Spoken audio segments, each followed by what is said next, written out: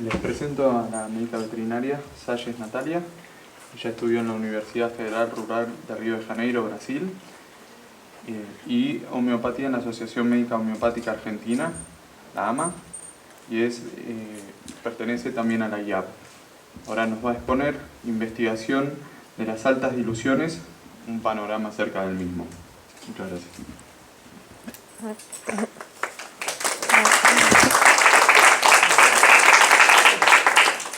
Bueno, buenas tardes. Vengo a hablar de las investigaciones en altas diluciones, que serían en los medicamentos homeopáticos. Y el año pasado con la doctora Carolina ella empezó un grupo para estudiar las investigaciones en homeopatía en la ECOVET, y ese grupo hacían parte la doctora Carolina, la doctora Clara Fontana, el doctor Sebastián Húngaro, doctora Mabel Llera y yo. Y un libro que nos ayudó a guiar a ver dónde encontrar la información fue el libro de la doctora Leonie Bonamín, que es Descubriendo cómo la homeopatía funciona. Y la doctora Leonie es una médica veterinaria de Brasil, recibida en la USP, y su trabajo es con investigaciones en homeopatía y hace parte de los grupos internacionales de Francia, de Inglaterra y de India de investigaciones en homeopatía. Y todo empieza con la afirmación de que homeopatía es placebo. ¿Y por qué surge esa afirmación de que homeopatía es placebo? Porque antes la homeopatía es hecha con altas diluciones. Esas altas diluciones exceden el número de Avogadro, y con las tecnologías que tenían antiguamente no se observaban moléculas cuando estudiaban los medicamentos. Entonces no se observan moléculas, se ve mejoría, es efecto placebo. Pero el efecto placebo, a pesar de investigaciones mostrar que se demuestra una mudanza fisiopatológica en el ser, el efecto placebo solo se observa en sistemas biológicos que sufren sugestión psicológica, o sea, hombres y animales domésticos.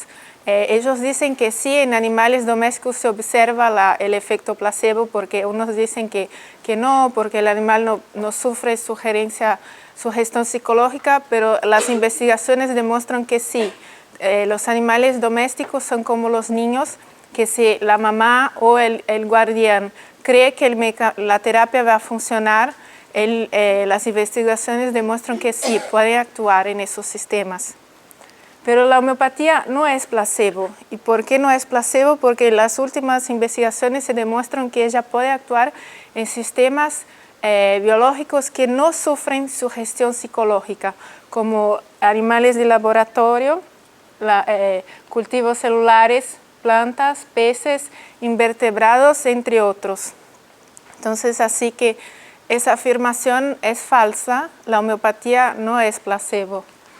¿Y cómo que la homeopatía funciona? Lo que las investigaciones están demostrando es que la homeopatía actúa como un pequeño empujón, y ese pequeño empujón es muy específico y hace con que toda la maquinaria del organismo, desde el subcelular hasta el sistémico, pueda cambiarse y adaptar a ese medio.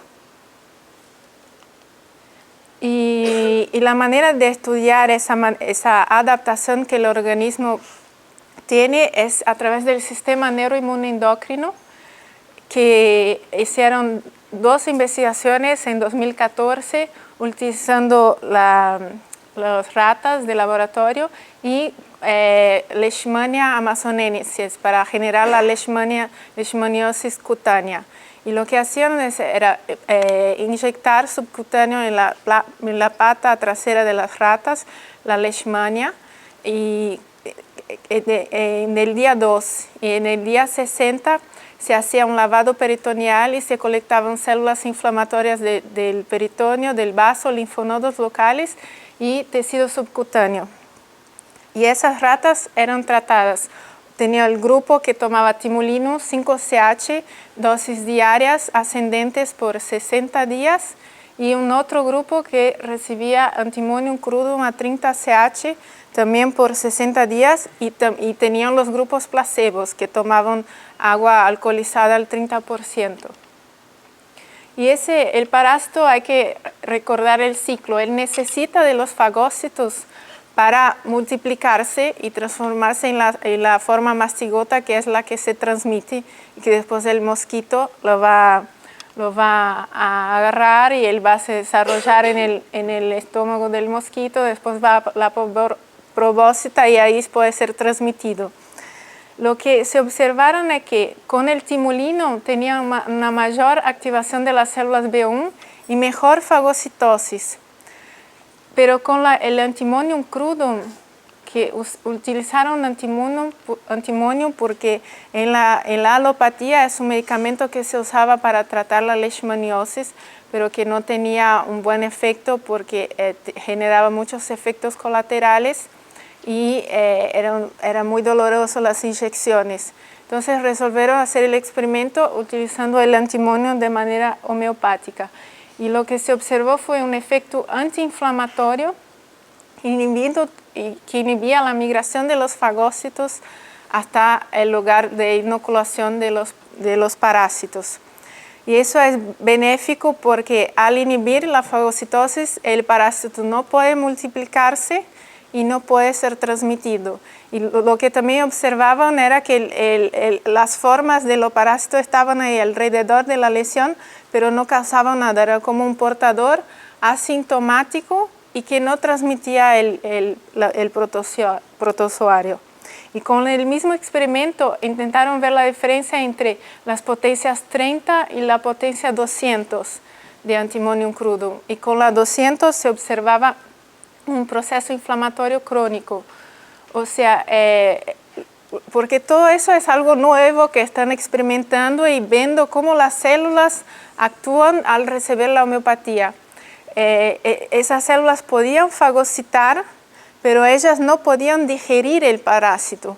Y al no digerir el parásito no se multiplica y no se transmite. Entonces el efecto mejor era observado con el Antimonium crudum 200 que con el 30. Y el timulino en verdad no sería tan benéfico porque le aumenta la respuesta inflamatoria, va a llevar más fagócitos al local y eso ayuda al protozoario porque va a poder multiplicarse más. El mejor medicamento sería el Antimonium crudum en esos casos.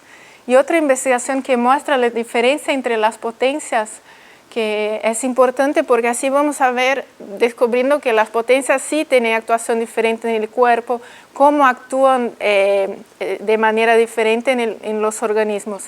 Hicieron un estudio utilizando hígados de rato y causaban un estrés oxidativo en las mitocondrias un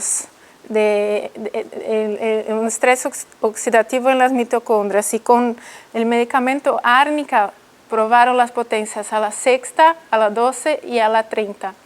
Y la única que pudo proteger las mitocondrias del estrés oxidativo fue la árnica 30CH. La sexta y la 12 no generó respuesta. Y esa es la Madeleine Bastide. Ella creó la teoría de los significantes del cuerpo junto con Agnès Lagache. Madeleine Bastide era una farmacéutica e inmunóloga francesa que creó el grupo Guéry, que es un grupo de investigaciones en las altas diluciones en Francia. Y ella creó la teoría de los significantes del cuerpo, que lo que define un ser no son sus moléculas, pero la interacción que existe entre esas moléculas, la comunicación que existe entre esas moléculas. Y con esa teoría se pudo hacer con que las investigaciones homeopáticas fueran más previsibles. Porque el problema de las investigaciones homeopáticas es que la manera de estudiarlas no es como las investigaciones alopáticas. Están teniendo que descubrir una nueva manera de hacer las investigaciones con medicamentos homeopáticos. Y lo que ella habla es de la comunicación, que vamos a ver, que la comunicación es hecha en 4 niveles. Y la comunicación, para que podamos ver la cura homeopática, depende de una matriz, que sería la sustancia que se va a diluir, un portador, que podría ser el agua, que va a llevar esa sustancia al receptor, y el receptor puede ser sistemas biológicos que sufren sugestión psicológica o que no sufren sugestión psicológica, como células, plantas, peces, entre otros.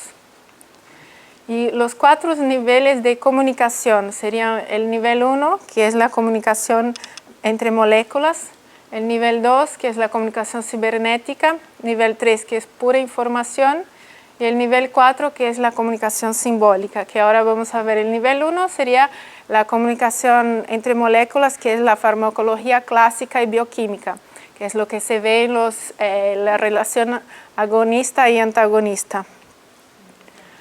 La comunicación de nivel 2 es la regulación, ellos llaman cibernética, pusieron así, que son los ciclos biológicos de feedback.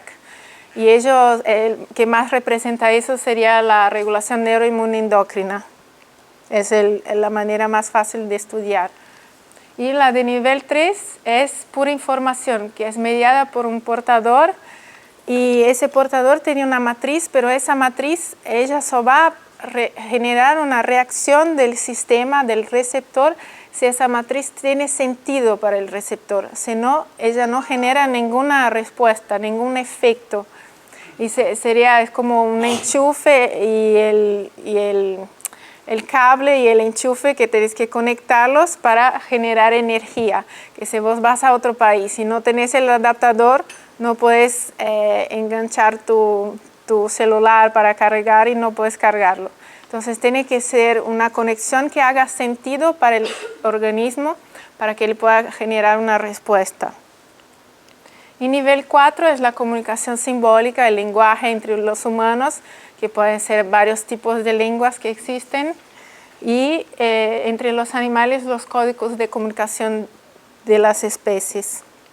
Y lo que ella explica es que el efecto placebo él está entre los niveles 4, que es la comunicación simbólica, y el nivel 2, que es la regulación cibernética, son los feedbacks.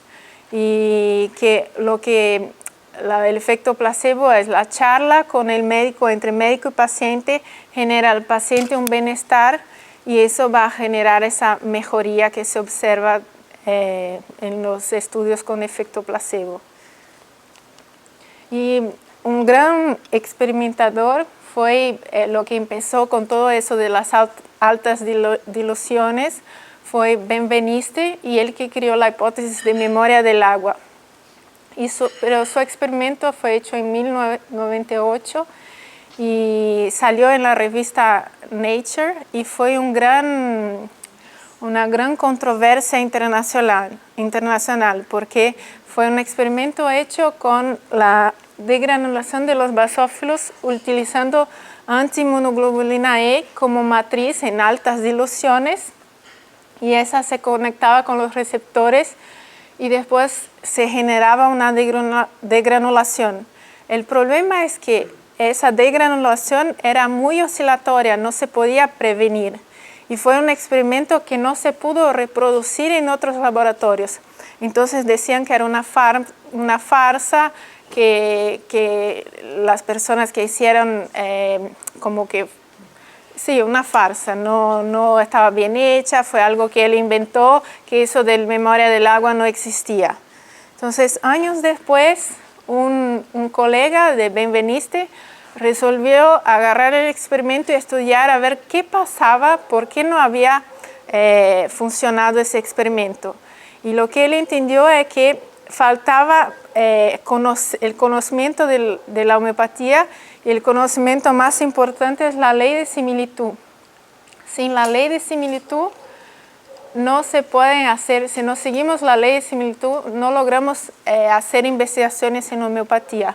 Entonces, en ese experimento él utilizó la antiinmunoglobulina E como un fármaco mensurable, como una droga, que tenés el dosaje y puedes dar 5 miligramos, 10 miligramos, y lo que hizo fue, en vez de tener la inmunoglobulina E como matriz, tener la histamina. La histamina la preparó en altas diluciones.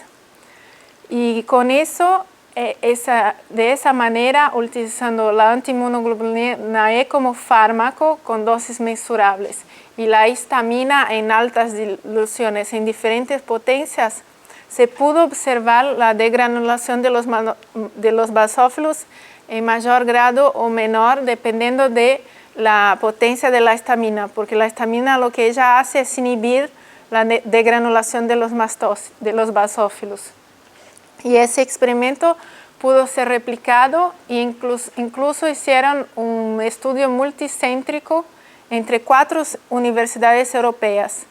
Y otra cosa que ayudó fue que ya no se hacía más el contagio manual con un médico mirando la degranulación. Era la citometría, la máquina que que podía contar célula por célula que había degranulado. Entonces ya no tenía más el error generado por el ser humano.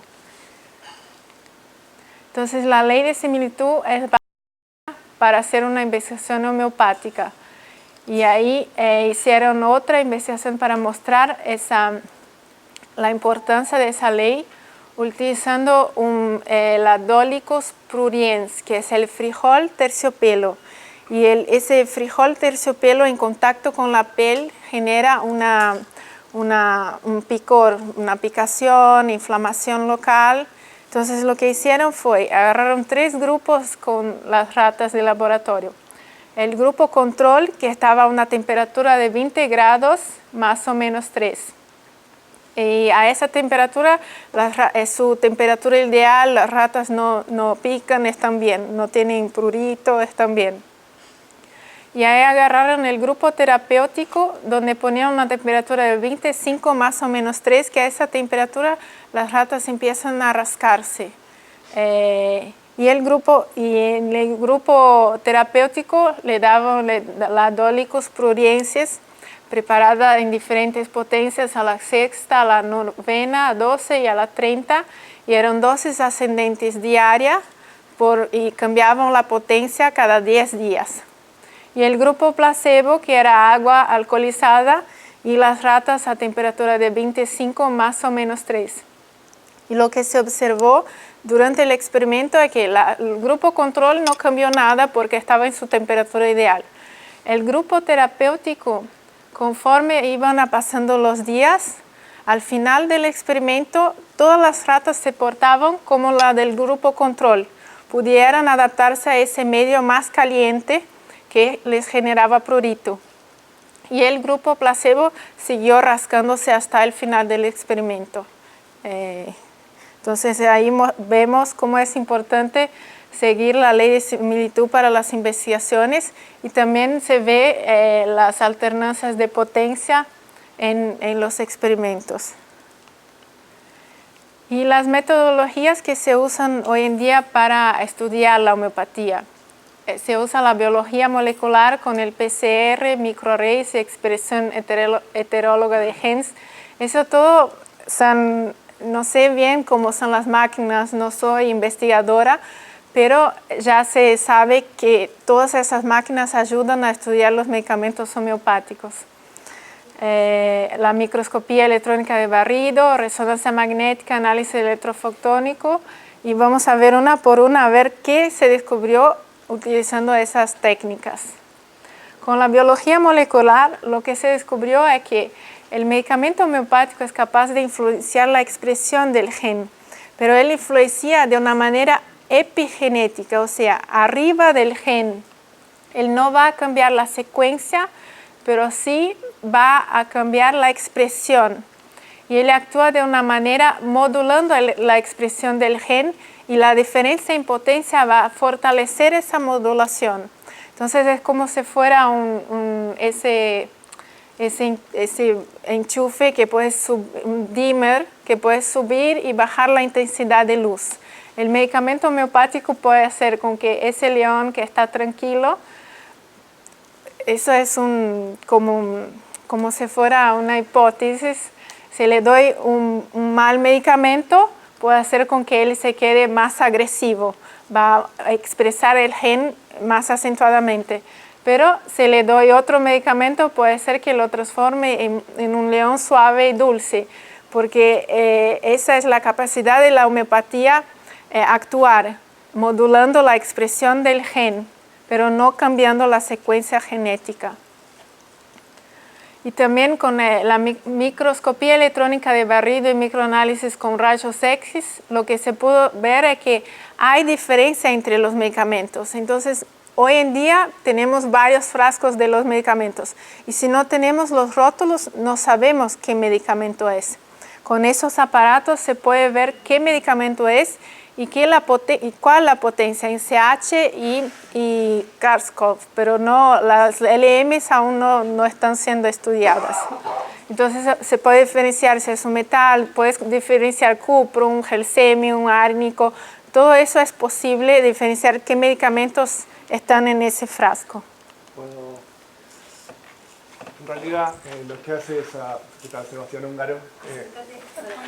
Sí, lo que hace la microscopía electrónica y los microarrays es buscar imágenes características de cada medicamento. Dan imágenes y las imágenes, si bien a veces no se puede identificar la sustancia, se puede identificar el patrón de la imagen. Entonces, al hacer los estudios, comprobaron que diluciones a altas dosis no daban el material, sino daban patrones de imágenes iguales.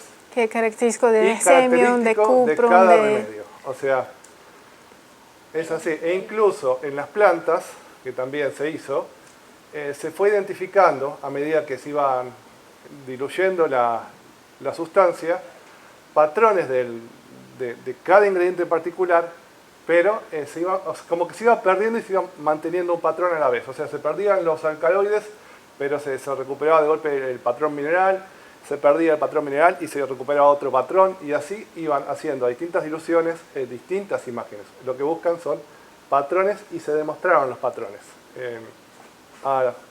con estos métodos de microscopía electrónicas y rayos X, ¿sí? Eso fue lo que se logró. Entonces esto nos dice que en el remedio no hay solamente agua, porque por supuesto que el testigo siempre fue agua y el agua no daba los patrones, sino el medicamento homeopático fue el que dio los patrones. A microscopía electrónica y el microanálisis con rayos X. Correcto. Y también con la resonancia magnética nuclear lo que se pudo observar fue lo que se puede hacer es observar el momento de las diluciones cuando se está haciendo la potencialización de los medicamentos. Y lo que se ve es que un medicamento potencializado es distinto de una lactosa o de un agua o de una simple dilución. Esa potencialización genera la formación de algo distinto de esas sustancias. Y eso se observa a través de la resonancia magnética nuclear. Y el análisis electrofotónico también se puede ver esa diferencia entre los patrones de los medicamentos y las potencias, pero también lo que se descubrió es que la homeopatía, ella es distinta si es un medicamento hecho hoy o un medicamento hecho hace 10 años. Ese es el botiquín de San Martín. Entonces, según la electrofotónica, cuanto más antiguo el medicamento, mejor los beneficios, así como los vinos. Entonces, si utilizáramos el botiquín de San Martín hoy en día, en principio tenía una mejor actuación que un medicamento hecho recién. El análisis electrofotónico es exponer al medicamento a una descarga eléctrica muy intensa y recoger en una pantalla el espectro que da. O sea, el espectro, no sé si es lumínico. Entonces, esas imágenes en medicamentos homeopáticos dieron también, nuevamente, un patrón característico a cada remedio y a cada dilución. Ese es el análisis espectrofotónico, que es el que se usa actualmente para analizar cualquier remedio de laboratorio. O sea, Así que bueno, esto.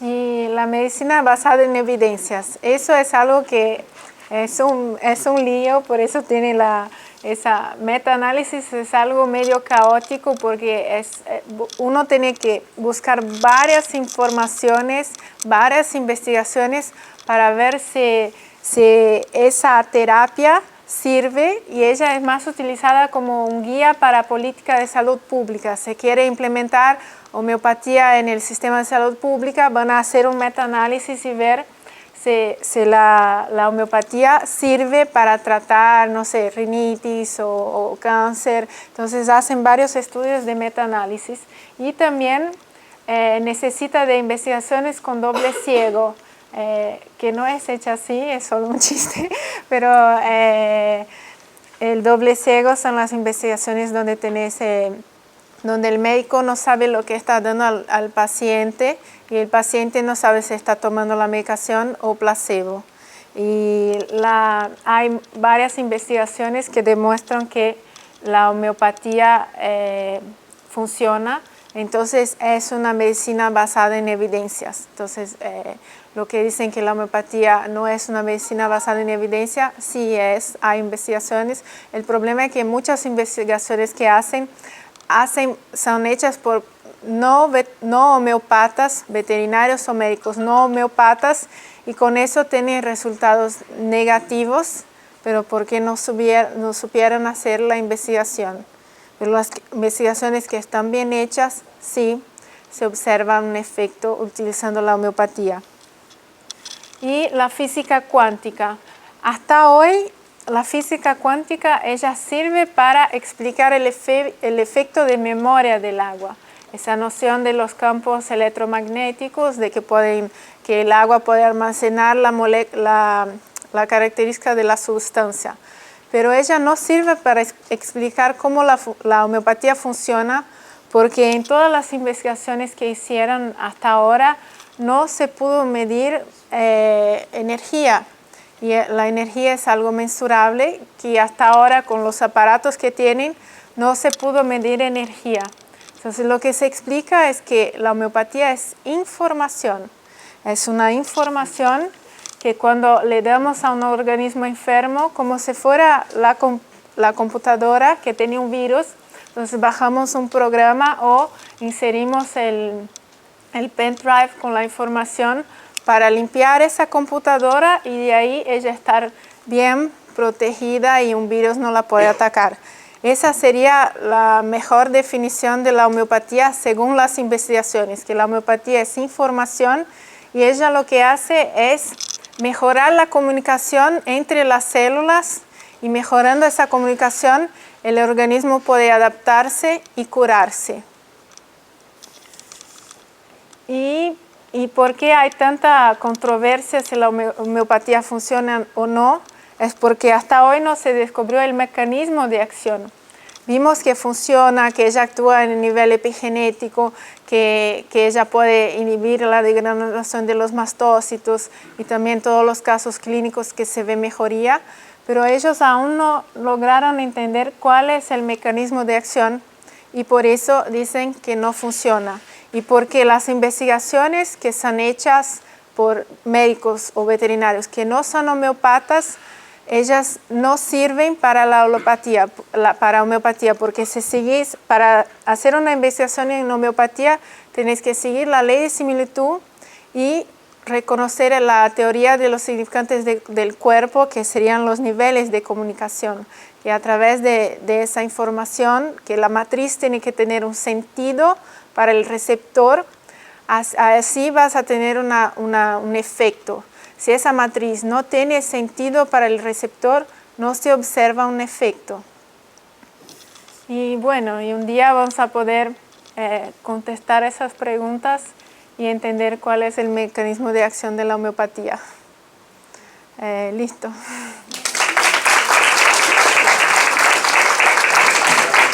El tema de la CLM es que todavía no se pudo investigar sobre eso por las diluciones tan profundas, mucho mayor dilución todavía no pueden encontrar o ver, por ejemplo, en los métodos esos, la materia y demás. Sí, vas.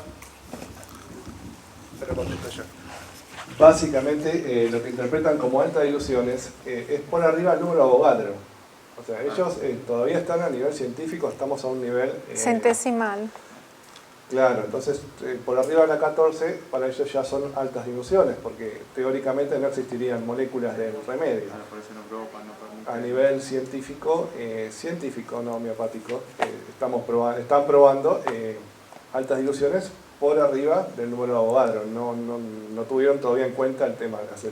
Sí, aún no le están empezando con como la base, la centesimal, que es la más utilizada, más conocida, y capaz en un futuro pueden empezar a investigar la LM, pero hasta ahora lo que hacen es solo con centesimal.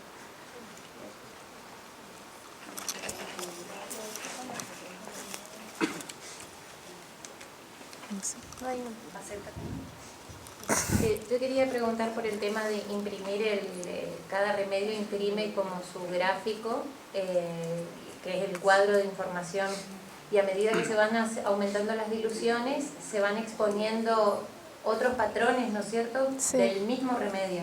¿Eso tendría relación con el plano en que trabaja el remedio? Por eso, debido a las diluciones, podemos tener planos metales o planos orgánicos. ¿No hay relación entre eso? ¿No se busca la relación? No, lo que se estudia es más saber como la cantidad de información que está en ese medicamento y mostrar que existe algo en el medicamento. A nivel práctico, se va a actuar en planes más profundos o no, eso no se sabe. Lo que están queriendo es probar que a pesar de las altas diluciones, el medicamento aún está y se muestra en formas distintas dependiendo de la potencia. Aunque no haya materia, de alguna manera se manifiesta, digamos, ese patrón que hablaba, ¿no? Sí, que mismo que no haya materia, el patrón está. Está. El fantasma está. Una cosita para agregar. Ese patrón es muy interesante desde el punto de vista que uno puede poner todos los genes sobre una microplaca y exponerlos del paciente o anticuerpos del paciente sobre la misma placa y buscar dentro de la placa cuáles son los genes que se están expresando y en qué forma, en qué grado se están expresando. Eso va a dar lugar a futuro investigaciones en las cuales uno pueda tratar de juntar lo que recoge el paciente con lo que se recoge de la expresión del remedio sobre células en la placa. ¿Me siguen? O sea, podemos repertorizar ya a futuro en laboratorio. O sea, sin aplicar al paciente. No, sí. Se puede repertorizar genéticamente al paciente. O sea, ya hay trabajos donde recogen un patrón de expresión de genes generado por el remedio, comparándolo con la expresión de genes que van a recoger a futuro respecto del paciente. Realmente Porque lo que es muy prometedor el panorama. Sí, la biología molecular muestra eso, que el medicamento puede actuar en el gen, en un determinado gen, y con eso en un futuro se puede, no sé, un ejemplo... Esa actuación en el gen, repito, se recoge en imágenes, se puede cuantificar cuál es el gen y cuál es el grado de expresión del gen. Si uno tiene eso como patrón y busca del remedio lo mismo, a futuro ustedes pueden obtener del paciente cuáles son los genes que se están expresando y compararlos con los del remedio. O sea, va a ser algo que a futuro más fácil. Vamos a tener para reafirmar la acción de la homeopatía. Por la similitud genética, exactamente. Tenemos 15 minutos para hacer preguntas. ¿Puedes seguir diciendo otras cosas? ¿Quieres agregar más? Mabel, Clara. No, mucho. ¿Quieres agregar más? Bueno, a ver. La industria farmacéutica, ¿cómo acá frena? ¿Hay estudios? No, entonces la industria farmacéutica, ella frena eso porque dicen que no se sabe el mecanismo de acción y al no saber el mecanismo de acción dicen que no funciona. Y lo que hacen, que fue hasta un problema que pasó en Australia, que prohibieron la homeopatía porque el gobierno hizo un estudio para ver si la homeopatía era una medicina basada en evidencia. Y la persona que estaba responsable por el estudio estaba en contra de la homeopatía. Entonces lo que hizo fue buscar investigaciones que no eran hechas por homeopatas. Entonces eran investigaciones de, no sé, esas personas que agarran el repertorio y van por la enfermedad, rinitis, mastitis, y dan los medicamentos por la enfermedad. Y las investigaciones tenían un resultado negativo porque ellos no estaban respetando las leyes de la homeopatía. Y después vieron que esa persona no era a favor de la homeopatía, hizo eso, la sacaron, pusieron otra que era neutra y empezaron a buscar estudios de metaanálisis y doble ciego en homeopatía y vieron que sí, la homeopatía es una medicina basada en evidencia y que hay investigaciones positivas en el uso de la homeopatía. Y ahora el tema de Australia, como está ahí en discusión, en juicio, pero están probando que el otro que buscó investigaciones que no eran hechas como tendrían que ser hechas las investigaciones homeopáticas.